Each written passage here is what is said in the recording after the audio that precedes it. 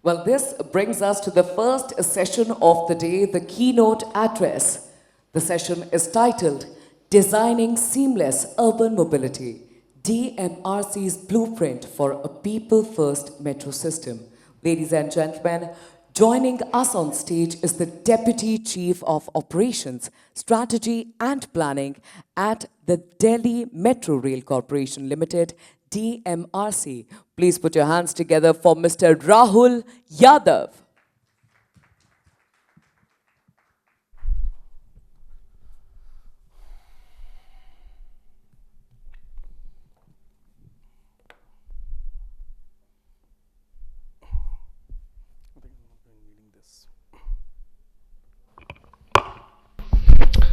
Am I audible? Just checking.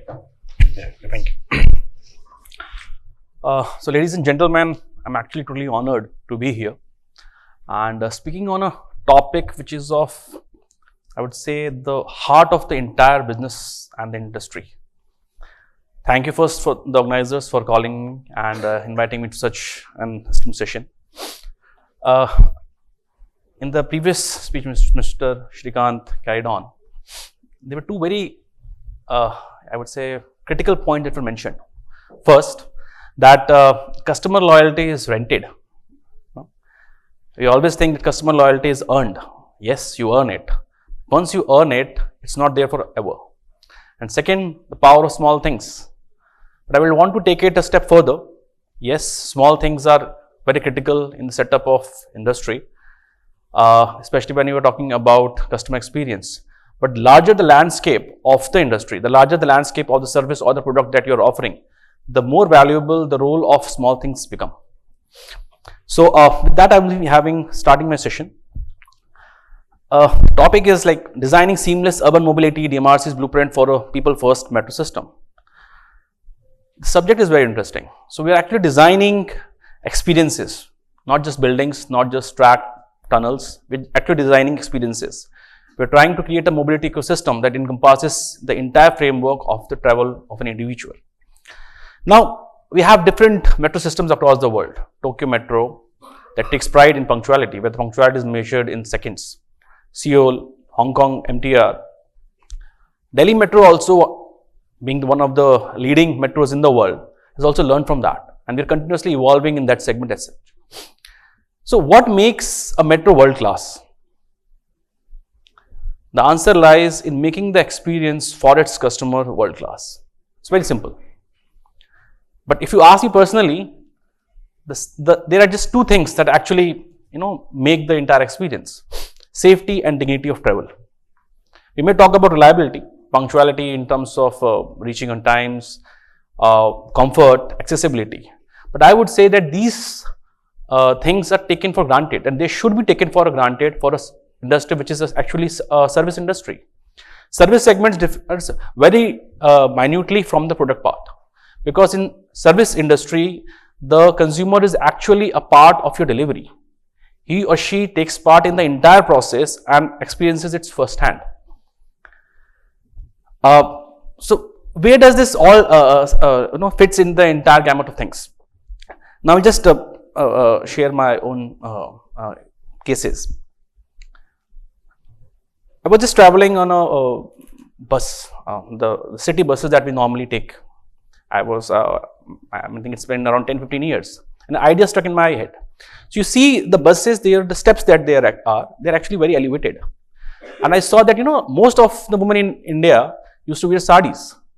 That design is not conducive for those who actually wear saris. You need to have the steps down. So that is the power of small things that if you can notice and actually implement in your service structure, it will make C amount of change. So when I'm talking about Tokyo Metro, that actually measures delays in seconds. Singapore's MRT is celebrating for its accessibility and cleanliness. What is common in all these metros? The common element is consistency. So when talking about excellence in customer delivery, customer service, there has to be an element of consistency. You cannot offer it 3-4 times a year and then just one day you miss it out. That's, I think, what has happened with the Indigo.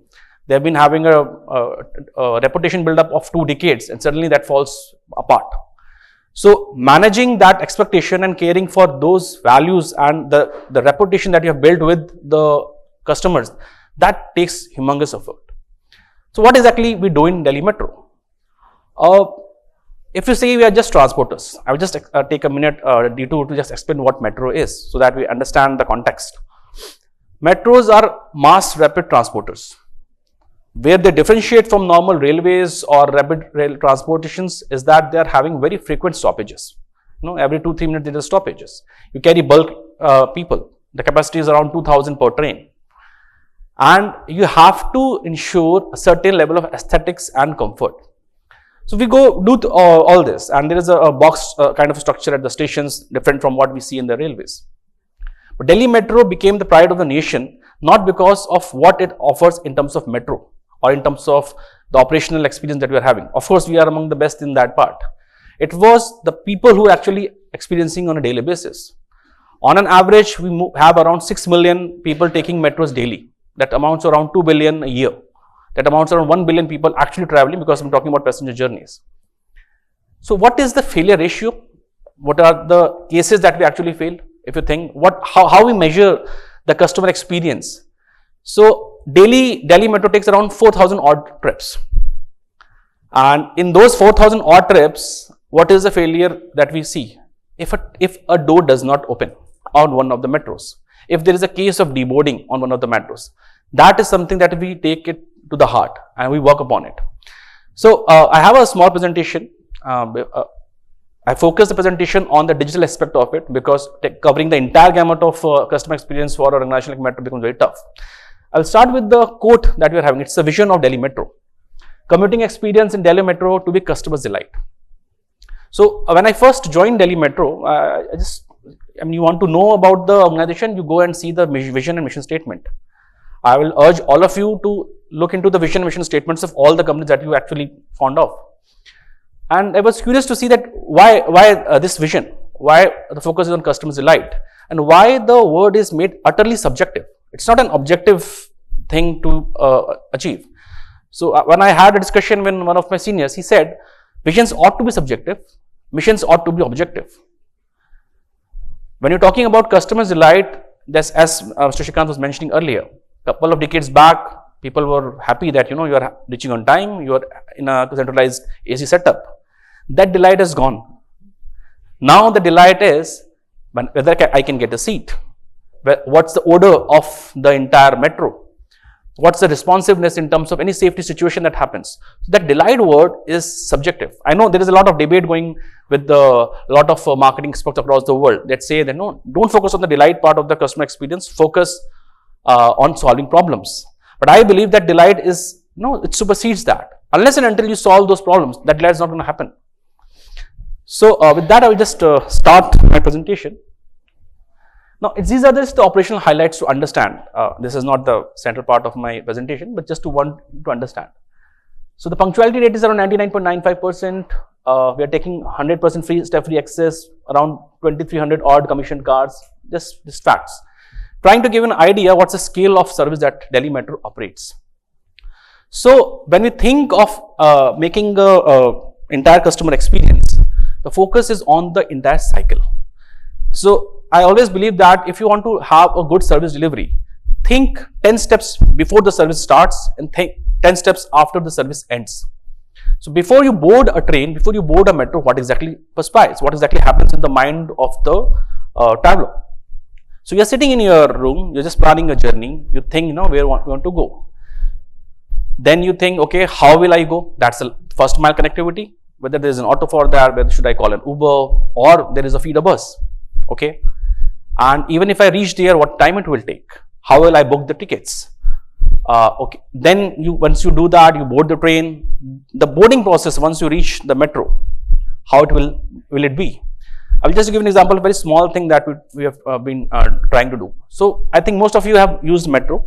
So when you stand in the queue line where CSF is actually going for a frisking, and you get utterly impatient when the queue is long, it's like 5 minutes, 7 minutes. So we just tinkered with one small trial. What we did, we just tried showing on the screen that how much time it will take for you to get fixed, to reach that point. 4 minutes, 5 minutes. So if you just enter a point A and look, it shows 5 minutes. That you have not changed anything. You have not solved the problems, but you have changed the perception. That perception is reality. Perception is reality in life. So people are fine. Okay, it will take 5 minutes, 4 minutes, 3 minutes, 2 minutes. Okay, I'm about to reach. You have taken care of the stress of that process. So these are the small things which actually make the customer experience very valuable. Now, once you board the train, what's the one thing that you want? You want to have a seat. All right. Not everyone can have a seat. We have around 80 to 100 seats and the capacity is 300. So most of the people will actually be standing. We again try to do something. Just showed on the board, standing is good for your health. Check how many hours have you been standing. The kind of triggers that you get in an Apple Watch. It actually elevated experience. Okay, I had to stand. So the kind of perception in the mind of the user changes. Even if I'm not getting the seat, that is fine because I'm supposed to stand. It's helping me stand. Same thing we did for the lifts and escalators. We knew that a lift goes, comes back, takes around a couple of minutes, 2-3 minutes. What you'll be doing, you'll be cursing, why there are not many lifts and why the people, it's meant for those people and somebody else is taken or the escalator is rushed. So we tried doing that. People are actually not taking stairs. We again tried doing something, writing calories. So each day we're trying to have a part wherein we can walk, do a daily count of 5,000, 10,000 steps. We tried showing that. That changed the experience. So even without solving the actual problem, you can actually change the customer experience. Of course, that does not discount us from solving the actual operational problem. We are working on it parallelly. But I'm saying no matter what you do, no matter what company you are, no matter what service or product you are offering, there will always be some use case scenarios where you are actually not able to solve the problem. But at least make the user experience better. So if you just see the cycle, because my presentation is primarily focused on the digitalization part. So there are different data points. At home, you search for the nearest metro station with or without parking. You reach a parking lot, you scan a QR code, enter the metro station. Once you complete the journey, you just get out of the station, see whether you have the bus or a car or whatever, reach the another location and the cycle goes on. So we started with that thing that, we have to map the entire journey. Even if the person is, before boarding a metro, when the person thinks of traveling, the intervention of Delhi Metro should be there. So if you just look from the digital point of view, because the idea was to make the life of customer easier, these are some digital data blocks that you actually have. Now, first is the behavioral intent for journey. So what are the touch points where actually this thing is expected? Customer contact center. You may inquire about the availability of a train. Mobile application, you have Sathi Momentum app where you can actually see, what exactly going when the train is there. Chatbot expert consultations. So these are some of the areas where you actually have an intent of journey and at that point we are making intervention. Second is transactional. India is leader when it comes to digital transactions, and I will honestly admit it. In metro, we are having 50% of transaction digitally, but the experience is not that good. Why? Because most of our metros are underground. In underground, there's always an issue of transaction. The network goes. We're trying to work on that, but we know that that is one critical pain point. So that transactional points, we are having UPI apps, we are having debit cards, and having WhatsApp based QR ticketing. Once that is done, this part, the usage and feedback. I always believe that what differentiates a very good and a great company when it comes to building a good customer experience is the feedback. I think almost all of the companies are having some sort of feedback assessment. We are all doing that. But what's the quality of the feedback that you are collecting? Even if you are collecting good feedback, what is the monitoring that is going on? What is the deliberation that is going on? Even if you are doing that, how much you are actually implementing? This one step in itself, can change the entire perception of a company, and it can actually deal profits also. So this is one area where we are actually working very hard in terms of utilization to overcome challenges. So I will just bring out to the digital ticketing part. The idea was to make it easy. What is convenient is practiced more. What is convenient becomes intuitive.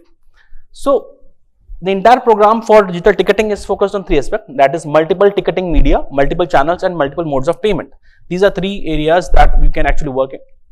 So when you're talking about digital ticketing, The discussion went on that, okay, you want to have a ticketing everywhere, you are having ticketing, online portals are there, websites are there, apps are there.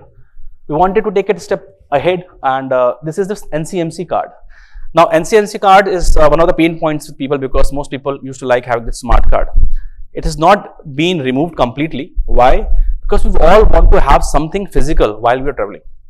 If I take that thing from you and put everything digital, that something happens psychologically.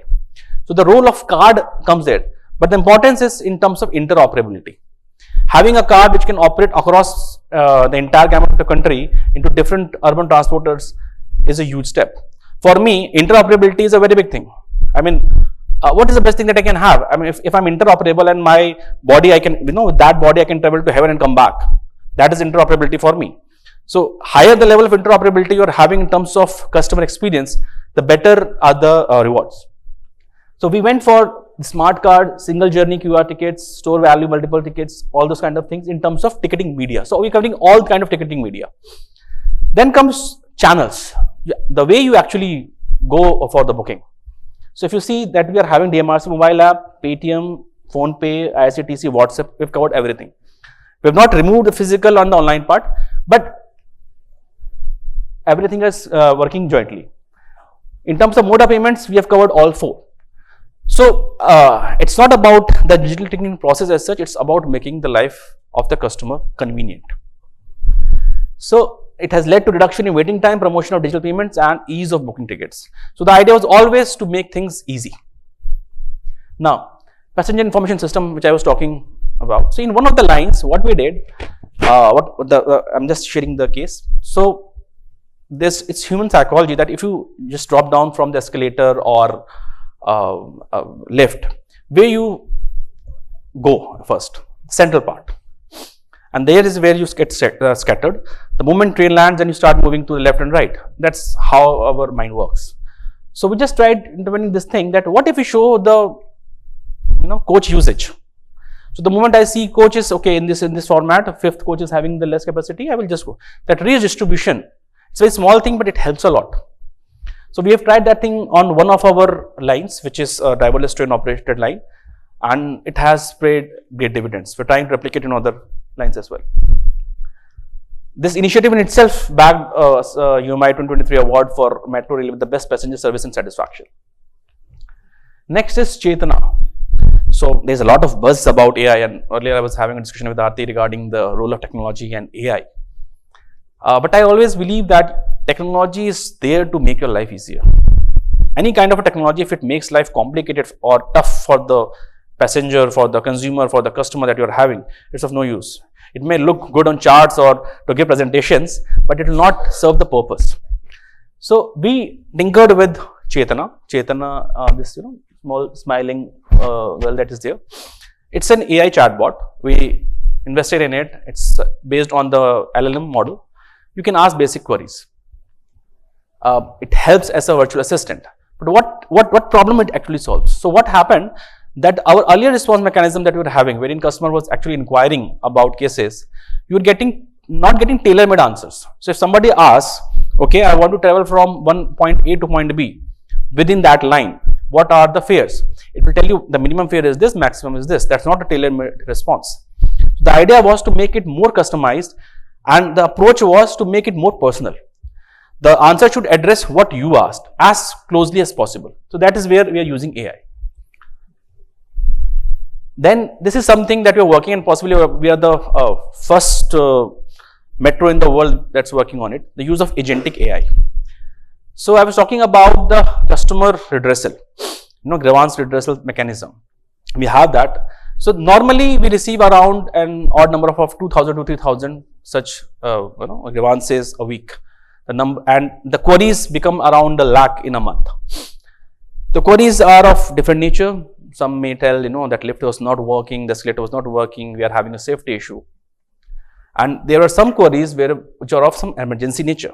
My bag got lost, my kid got, I have just deboarded and my kid is in the car. These are of serious nature. How do you make those things personalized? We brought in the use of agentic AI. We're working on it right now. So the idea is, so if a customer calls, and there is a panic in the voice. There is use of certain keywords, emergency keywords. We know that the AI, agentic AI will be able to identify that it's an emergency case scenario and will directly direct it to the customer response person that is actually sitting on the other side. But if these are normal queries, it will be in a very different way. Suppose it says that, that particular light bulb was not working, that concerned with an electrical department. So the agentic AI will take that input, read whether it's coming from a mail or a voice call, transfer it to the concerned person, get it resolved, give a feedback without the intervention of an individual. So that is the use case that we have developed of agentic AI in the customer interface. The next is with regard to safety. So when I travel, or when my parents travel, when a family travel, I would want the first thing that comes in my mind is safety. And we have recently seen cases of stampede happening. And we know that, even if you have to plan for not just for your right steps, you have to plan for the case where others take a bad move. That is where the entire planning comes.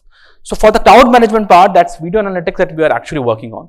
It works on a very simple idea that there are 3 zones, red, yellow and green.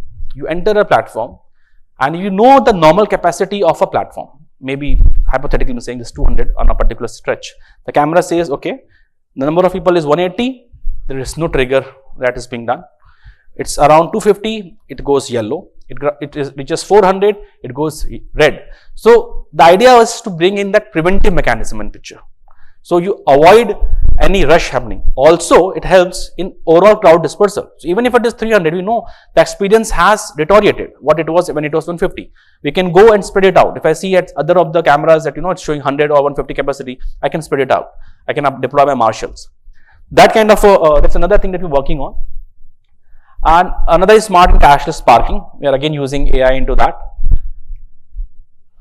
Okay, so I've been showing all these digital initiatives, but the reason for using these digital initiatives is very simple.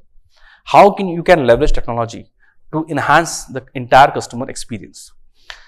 I've deliberately kept aside all the major infrastructural things that we are doing, because that's, like I said earlier, that's now a base expectation that you need to have. But DMRC takes pride when it comes to provide service for specific passenger groups. There is a concept of customer differentiation. So apparently, when you are in a rail or in an airport or in a metro, this does not appear. All are actually traveling, all are having seats. You have to just sit. But there is a nuanced customer differentiation that is happening. The requirement of a senior citizen is very different. The requirement of a woman with a stroll is very different. The requirement of a kid who is accompanying his family is very different. So there is a great deal of customer differentiation happening. And I believe that any organization that looks into this customer differentiation, and planning for each of the requirements of the customer beforehand, they themselves know it, is bound to have to succeed. So that's embedded in the philosophy of Delhi Metro itself, and we have our own internal regulations with regard to how we are actually differentiating for each of the customers. So when you're talking about sorry, I think can we?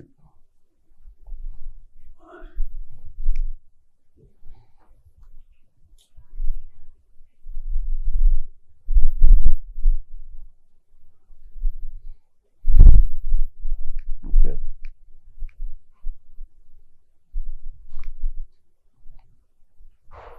I don't know, just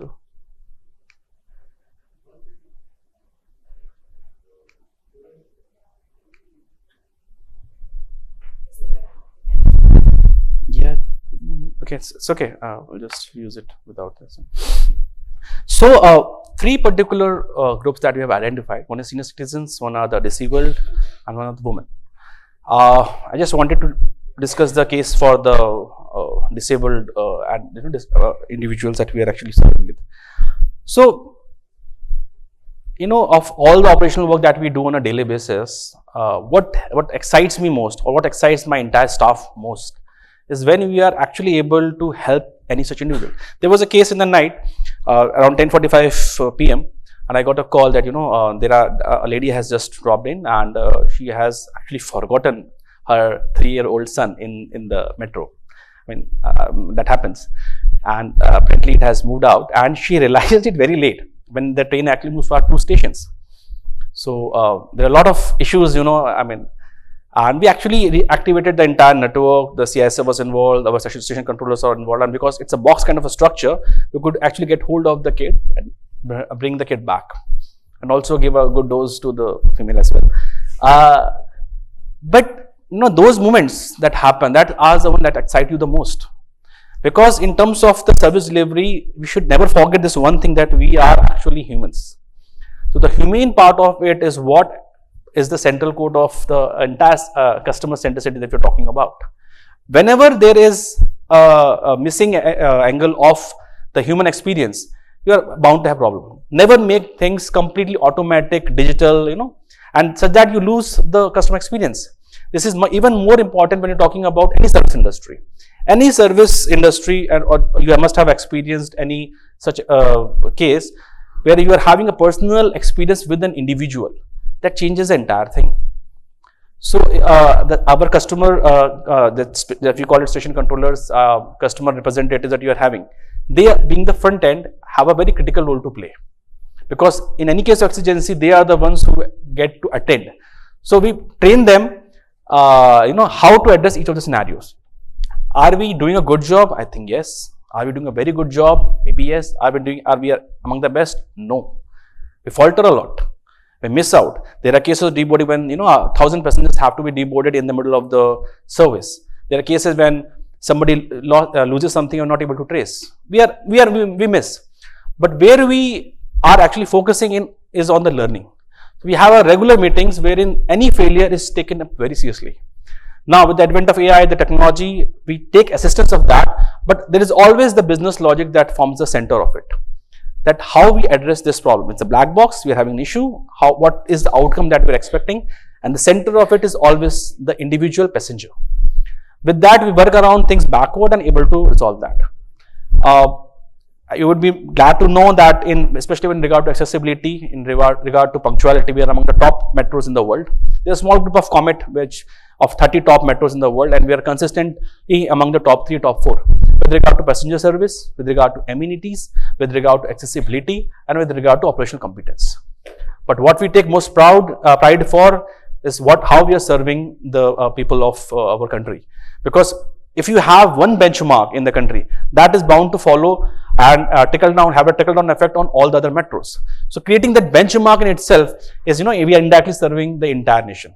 That is what I think each service industry should look for, and serve the last person. Because I always remember Gandhiji's talisman, that if you're ever in doubt, think of the face of the poorest and the weakest person you have met, and think your steps, are they going to address that person? So for us, is that our passenger? Whenever we are in doubt, whenever we are going for a new line, whenever we are coming with a new technology, are we going to serve the weakest person, or that is actually going to travel in the metro? If the answer is yes, that's a word for us. Thank you.